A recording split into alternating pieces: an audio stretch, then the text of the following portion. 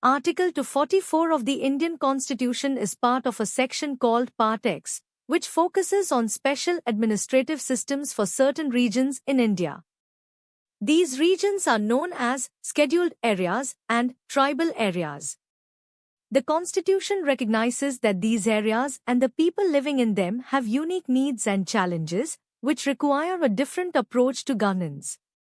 The fifth schedule of the Constitution specifically outlines how to manage and administer scheduled areas and the rights of scheduled tribes. This schedule applies to all states in India, except for four northeastern states, Assam, Meghalaya, Tripura, and Mizoram. The scheduled areas mainly include regions that are inhabited by indigenous communities and often have particular socio-economic issues. The government is required to ensure that the cultural identity and traditional rights of these tribal communities are protected while promoting their socio-economic development. In contrast, the sixth schedule deals specifically with the tribal areas within the four northeastern states mentioned earlier.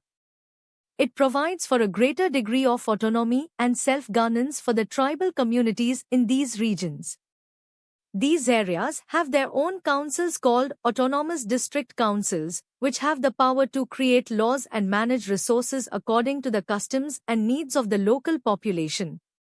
The significance of these articles lies in their aim to empower tribal communities, ensuring that they have a say in how they are governed. They also focus on protecting the land and resources that belong to these communities, preventing exploitation and promoting their welfare. For instance, Article 244(1) emphasizes the need for the establishment of a framework to safeguard the interests of these TR1BILs. Cumulatively, the provisions detailed in the fifth and sixth schedule demonstrate India's commitment to preserving the rights and identity of its tribal populations while facilitating their integration into the larger national framework. Additionally, various laws, such as the Panchayats Extension to Scheduled Areas Act, 1996, extend the provisions of the Panchayati Raj system to scheduled areas, allowing for local self-governance. This act is essential in providing tribes with a voice in local governance, ensuring their participation in decision-making processes that affect their lives. In summary, Articles 244, 244(1), and the accompanying fifth and sixth schedules of the Indian Constitution highlight the importance of tailored governance for scheduled and tribal areas. They symbolize the recognition of India's diverse society and the need to respect and enhance the rights of its tribal communities through self-governance and resource management tailored to their unique needs. By doing so, the Constitution aims to create a more equitable society that values all its constituents. Scheduled areas in India. Scheduled areas in India are special regions that are treated differently from other parts of the country because they are home to certain tribal communities. These groups are often socially and economically disadvantaged, necessitating special efforts to enhance their living conditions. Because of this unique status, the usual government administration does not operate in the same way in scheduled areas. Instead, the central government holds greater responsibility for these regions. Declaration of Scheduled Areas. The President of India has the authority to declare an area as a scheduled area. This includes the power to change the size of these areas, adjust their boundaries, or even revoke their status as scheduled areas. However, the President must do this in consultation with the governor of the state where these areas are located. There are specific criteria for declaring an area as a scheduled area, although these criteria are not written in the Constitution. They have been shaped by traditional practices. The criteria include a significant population of tribal people residing in the area, a reasonable compactness and size of the area. The area must be a manageable administrative unit, such as a district, block, or taluk. The area should be economically backward compared to neighboring regions. Executive power of the state and central government. The laws and powers of the state government apply to scheduled areas. However, the governor of the state has additional responsibilities for governance in these regions. The governor must provide annual reports to the president about how these areas are managed and can be called upon for reports whenever necessary. On the other hand, the central government can issue directions to the state governments about how to administer these areas. This demonstrates a shared responsibility between state and central authorities. Tribes Advisory Council. Each state that has scheduled areas is required to form a Tribes Advisory Council.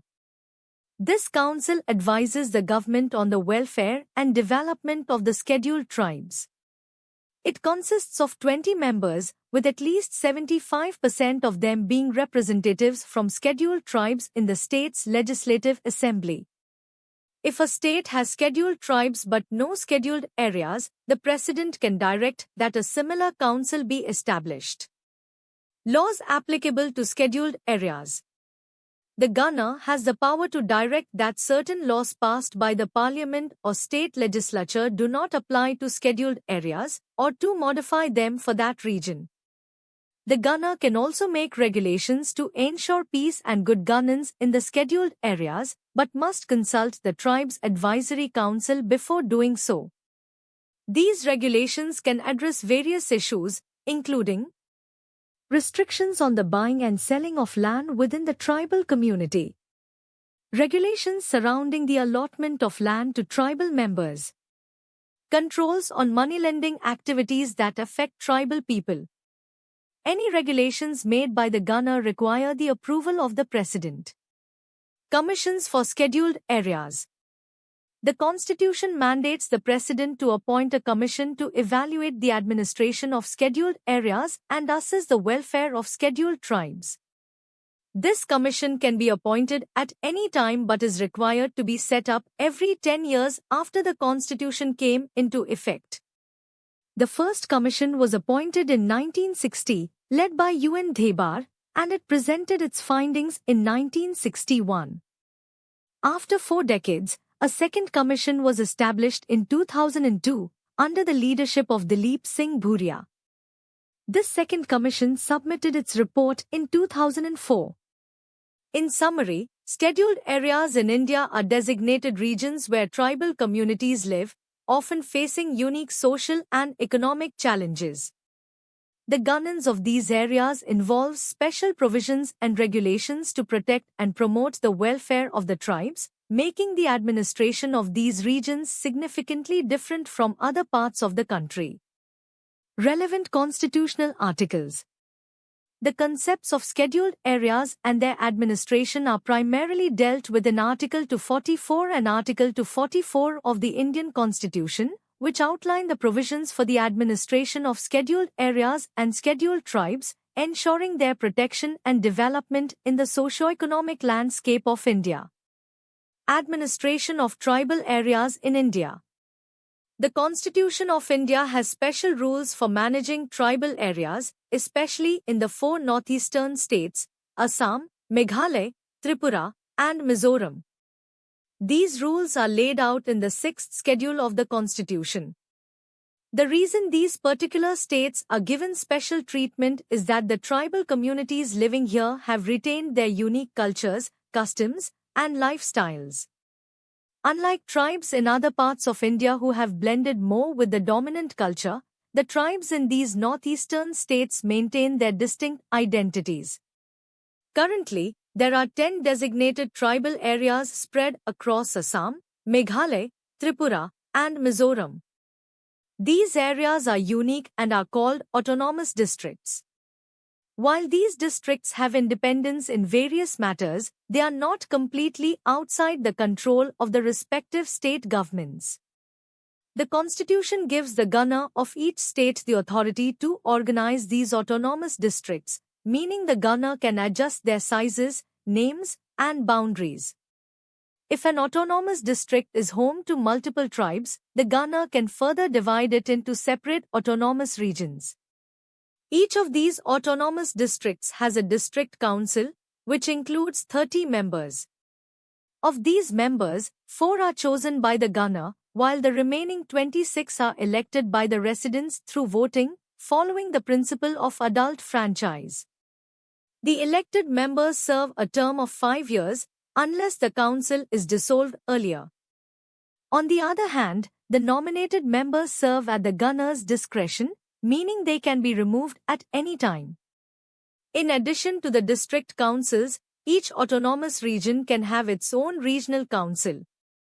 These councils are responsible for managing local affairs and have the power to make laws on various specified issues. These issues include land management, forest conservation, canal water usage, types of farming like shifting cultivation, local village administration, inheritance of property, marriage, divorce, and social customs. However, it is crucial to note that any laws passed by the district and regional councils need the Gunner's approval to be valid. These councils are also authorized to set up village councils or courts that handle minor disputes within the tribes. They hear appeals and manage cases according to their jurisdictions, although the High Court's jurisdiction over these cases is defined by the Governor. The District Council has further responsibilities, such as setting up and managing essential services like primary schools, health clinics, dispensaries, markets, ferries, and roads. They also have the power to create regulations that oversee money lending and commercial activities involving non-Tiawan BILs in their areas, with the requirement of the Governor's assent for such regulations.